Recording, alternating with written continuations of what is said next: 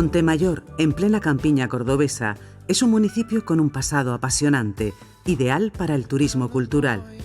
Su museo arqueológico atesora piezas excepcionales de la antigua ciudad iberorromana de Ulia, que se vio envuelta en la histórica guerra de César contra Pompeyo. Es tierra de tríada mediterránea, de olivos, vides y cereales. Se integra en la ruta del vino Montilla-Moriles y ofrece al viajero diferentes experiencias enológicas, como saborear la gastronomía regada con su emblema, el Pedro Ximénez, y conocer una de las paseras más grandes de Europa.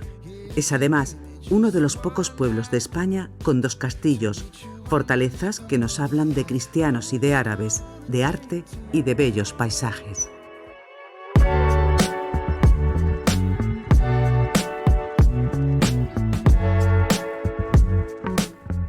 El primero de los castillos que vamos a visitar en Montemayor se divisa cuando nos acercamos al casco urbano. Sobresale en lo más alto de la villa, rodeado de una frondosa arboleda.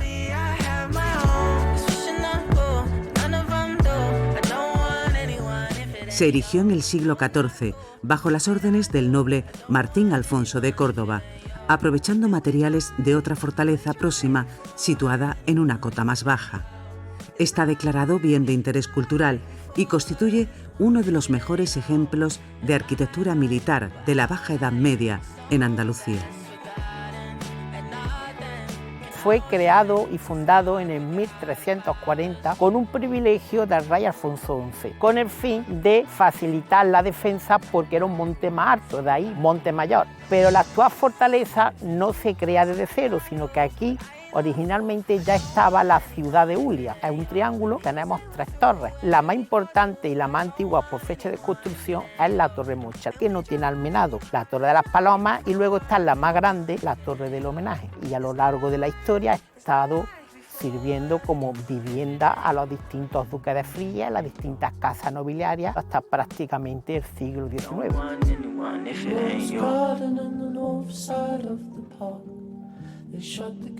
Durante nuestro paseo, muy cerca, encontramos una de las ermitas más queridas por los vecinos de Montemayor, la de Jesús Nazareno. Se trata de una edificación mudéjar de principios del XVII, reconstruida por completo por los daños que le ocasionó el terremoto de Lisboa en 1755.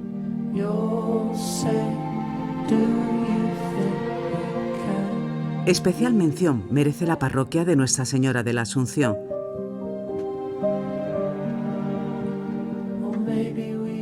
Su trazo original fue renacentista y luego se sumaron nuevas capillas. Para separar las naves se usó material de acarreo, columnas de época romana. El magnífico retablo es obra del granadino Pedro Freire Ladrón de Guevara. Es uno de los pocos ejemplos de arte que elabora este gran escultor aquí en la provincia de Córdoba. Podemos destacar la figura de San Acacio, patrón de Montemayor. A un lado del altar mayor tenemos la capilla de los duques de Fría, que utilizaban los duques para oír misa cuando venían los domingos a la parroquia. En el otro lado tenemos la capilla del Sagrario de estilo barroco. De la capilla bautismal destacar una pieza muy importante, la pila, tallada y elaborada en una sola piedra. Otra pieza, el órgano del siglo XVIII y la sillería en madera de nogal. El cuerpo de campanas de la torre de la iglesia lleva el sello del afamado arquitecto Hernán Ruiz y se asoma a la Plaza de la Constitución, epicentro de la vida diaria. Después de ver los edificios más significativos, nos recreamos con las vistas que ofrece a los pies del castillo el mirador de la campiña. Desde aquí pueden verse los campos de olivos, vides y cereales. En el horizonte, Montilla, capital de la comarca y de la denominación de origen de vinos en la que se enmarca Montemayor, e incluso se distingue la pasera. Para averiguar qué es, nuestra ruta nos conduce a las afueras del caserío. Apenas a 1 kilómetro, junto a cepas de la variedad Pedro Ximénez y con la estampa coronada por el castillo de fondo, aprendemos los entresijos del vino dulce, seña de identidad de la localidad. Nos encontramos en una de las paseras más grandes de Europa, en estos terrenos que ahora mismo no llaman nada la atención. Cuando empezamos el proceso de vendimia, esa uva se extiende al sol, hay que voltearla y la pacificación de la uva se basa en la deshidratación del fruto, de manera que los azúcares se concentren. A lo largo del año no se le da ningún tipo de tratamiento fitosanitario, tener en cuenta que la uva va en contacto directo con la tierra, totalmente natural, y a los 6-7 días, dependiendo de las condiciones climáticas, pasaría al lagar. El Museo de la Cooperativa Local sumerge de lleno al visitante en la cultura enológica. Con sus fotografías y testimonios, el espacio expositivo ilustra y homenajea un proceso artesanal que continúa con el doble prensado y en el que están implicadas numerosas familias de la zona desde tiempos remotos. Son una serie de capachos hasta que se formaría el cargo. Este cargo se presiona y de aquí se obtiene la esencia del Pedro Ximénez, que combina genial con el mosto obtenido de la primera prensa. De 3 kilos de uva sale 1 litro de mosto. A partir de aquí, los 3 vinos diferentes, cosecha, con un color más anaranjado, aromas más frutales, a higo, 5 años, con notas a cacao y por último el que más envejecimiento tiene, un vino muy complejo, con aromas a regalí, a café, mucho más oscuro ya como negro azabache.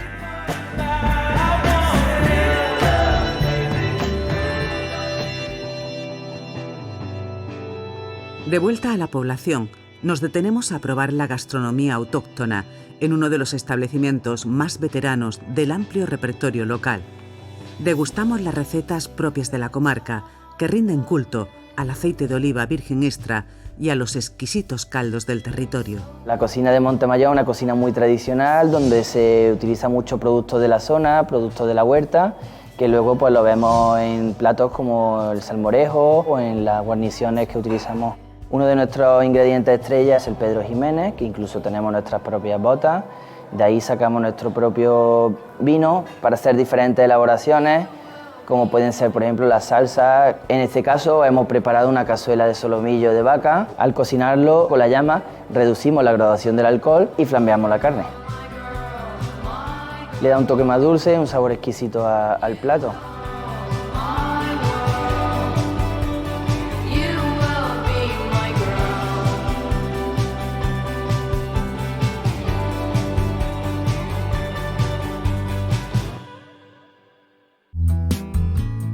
Continuamos nuestra ruta por las calles del pueblo y entramos en el museo que guarda un legado de más de 4.000 años.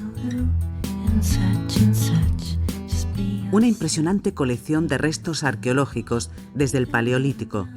Es reseñable la estela del guerrero del periodo del Bronce final.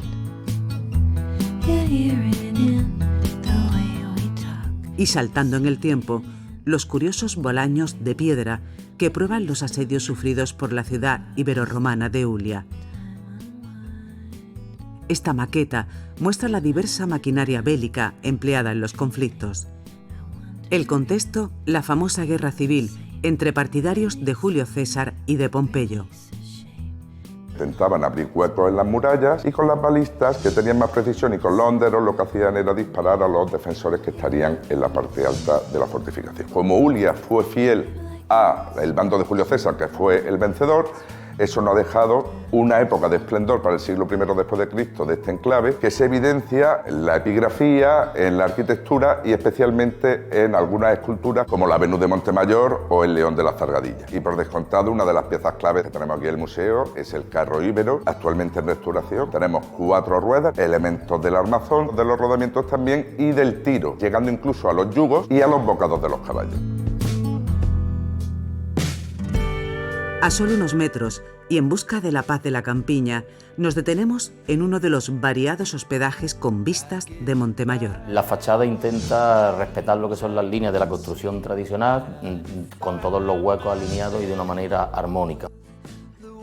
Le llamamos casa panorámica porque desde sus ventanales, desde la terraza sur, se ve a la derecha los principales monumentos del municipio, como son el castillo y la iglesia, y en el resto, tanto al frente como a la izquierda, se ve una panorámica completa de toda esa campiña que nos envuelve. No solo contemplamos la panorámica del castillo ducal, a lo lejos vislumbramos el de otra localidad, Espejo, y nos encaminamos justo en esa dirección porque en la carretera que conduce al término vecino nos espera la segunda fortaleza, el Castillo de Dos Hermanas, el primitivo asentamiento de los habitantes de Montemayor.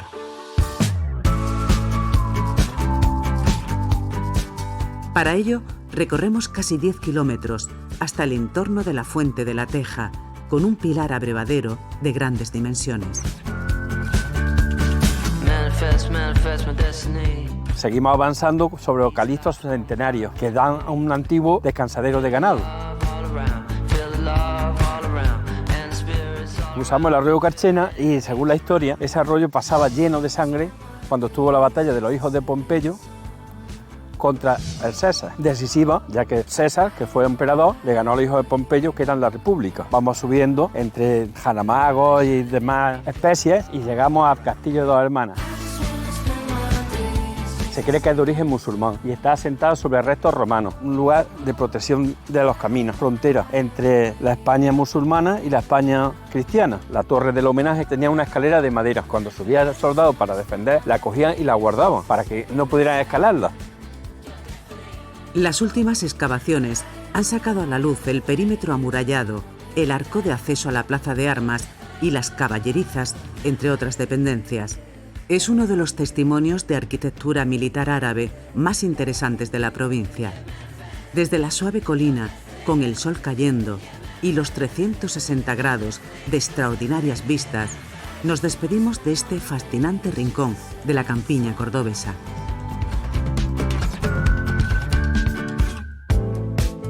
Montemayor es un pueblo cargado de historia, cultura y magnífica gastronomía. Un destino perfecto para los amantes del enoturismo, por su festejado vino dulce con denominación de origen, y también para los aficionados a la arqueología, con tesoros y episodios únicos de íberos y romanos. Un lugar milenario, bastión de la campiña de Córdoba.